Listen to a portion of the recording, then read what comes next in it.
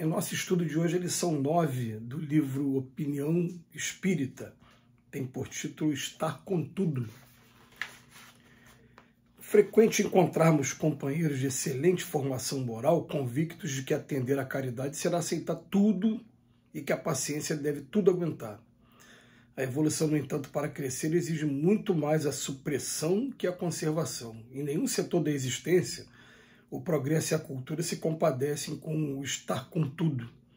A caridade da vida é aperfeiçoamento, a paciência da natureza é seleção.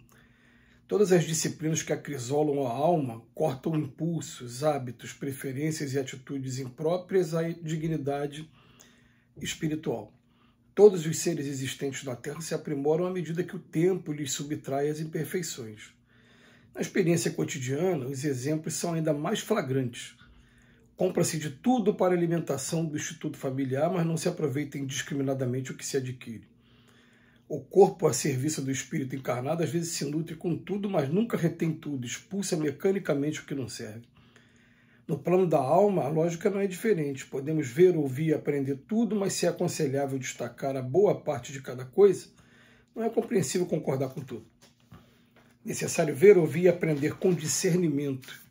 Imprescindível observar um companheiro mentalmente desequilibrado com caridade e paciência, mas em nome da caridade e da paciência não se lhe deve assimilar a loucura. Devemos tratar com benevolência e brandura quantos não pensem por nossa cabeça, entretanto, a pretexto de lhes ser agradáveis, não se lhes abraçará os preconceitos, enganos, inexatidões ou impropriedades. A doutrina espírita está alicerçada na lógica e para sermos espíritas é impossível fugir dela. Há que auxiliar a todos, como nos seja possível auxiliar, mas tudo analisando para que o critério nos favoreça. Paulo de Tarso, escrevendo aos Coríntios, afirmou que a caridade tudo sofre, tudo crê, tudo espera, tudo suporta. Mas não se esqueceu de recomendar aos Tessalonicenses que examinassem tudo retendo bem.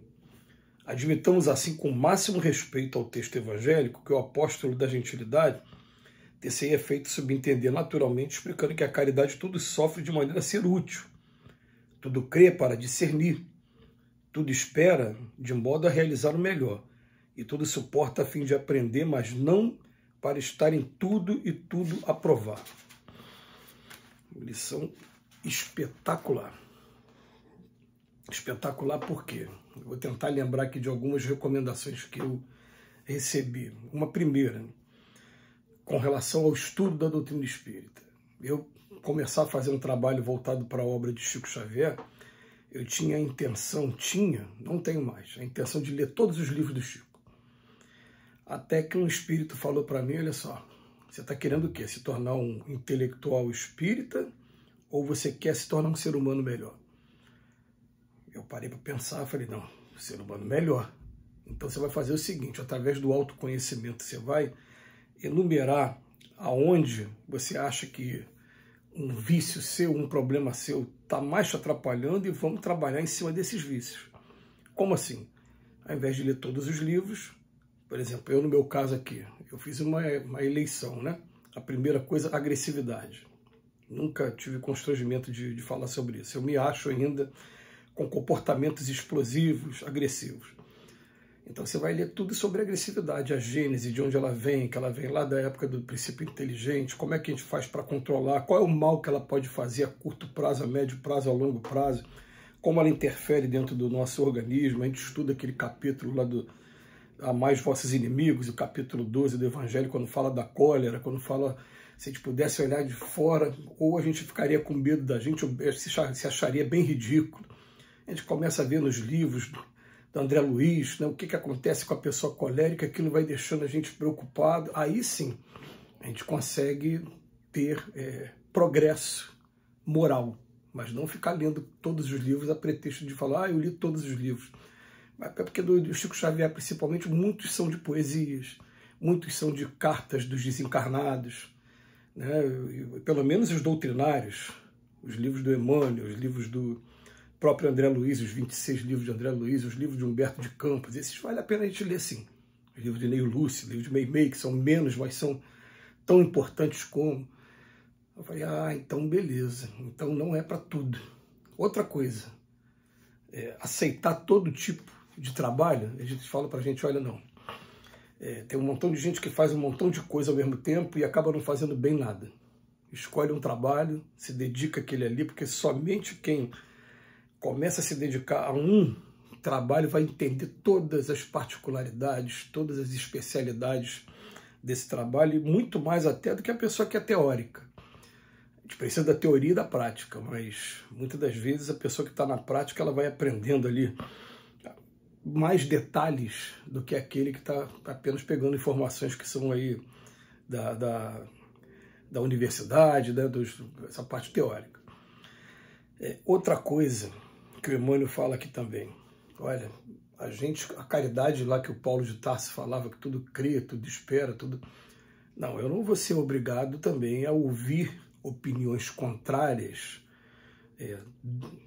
contra a doutrina, contra o Evangelho de Jesus, e ficar calado. Mas a questão eu vou tentar ser enérgico sem ser agressivo. Essa também é outra recomendação que os espíritos me passam. Tenta ser enérgico sem ser agressivo. Como é que eu faço isso? Faz um policiamento do teu sentimento. Do teu sentimento está vindo alguma coisa de revide, de animosidade. Se tiver, você só mentaliza o seguinte, você não está vendo, mas se você estivesse vendo, você estaria mandando dardos mentais negativos para aquela pessoa, que pode estar fazendo mal àquela pessoa. Principalmente no meu caso, pessoal, que os espíritos sempre me disseram que eu tenho um excesso de fluido que pode ser trabalhado para cura, mas esse fluido ele é neutro. Se eu começar a utilizar para o mal, eu posso dar uma sobrecarga numa pessoa que pode fazer a pessoa se sentir mal. Ah, então tá legal. Então, o Emmanuel termina a lição de hoje, olha bem, ele com autoridade para fazer uma releitura da carta aos Coríntios de Paulo de Tarso, da primeira carta aos Coríntios. Ele ainda fala, porque aos Tessalonicenses, eles falaram para que examinasse tudo retendo bem. Né? Então, olha, essa frase final aqui, admitamos assim com o máximo respeito, né? Que o que ele quis dizer, a caridade tudo sofre de maneira a ser útil. Se eu sofrer sem ter utilidade, não valeu. Tudo crê para discernir. Não estamos mais em época de fé cega. Tudo espera de modo a realizar o melhor e tudo suporta a fim de aprender, mas não para estar em tudo e tudo aprovar. Aí eu fico me lembrando aqui duas coisas com relação à caridade. Vou dar dois exemplos, vou falar o nome. Minha avó, de 99 anos, que já não está mais dentro da sua razão total, mas teve uma oportunidade há pouco tempo, pouco mais de 2 anos, 3 anos, em que a gente conversando, ela teve um momento que ela fez um comentário racista, e aquilo me pegou de surpresa, e eu esperei, a conversa foi para lá, a conversa foi para cá, e eu procurei falar de maneira doce, para não impactar tanto, mas as minhas palavras acabaram sendo bem enérgicas. Eu falei para ela, vó, para mim uma das coisas mais repugnantes, a senhora me perdoa, mas é quando a pessoa tem ideia racista. Né? Porque eu considero até que é uma doença isso, em pleno século XXI, a pessoa ainda fazer distinção de raça, né? E, quer dizer, eu fui de maneira enérgica contra aquilo que ela falou, demonstrando para ela que eu não gostei do comentário, mas sem ser agressivo, e às vezes, até quando a gente coloca um pouquinho mais de energia na palavra, a gente pode compensar logo em seguida dando um beijo, logo em seguida demonstrando que a intenção não foi ter essa energia toda.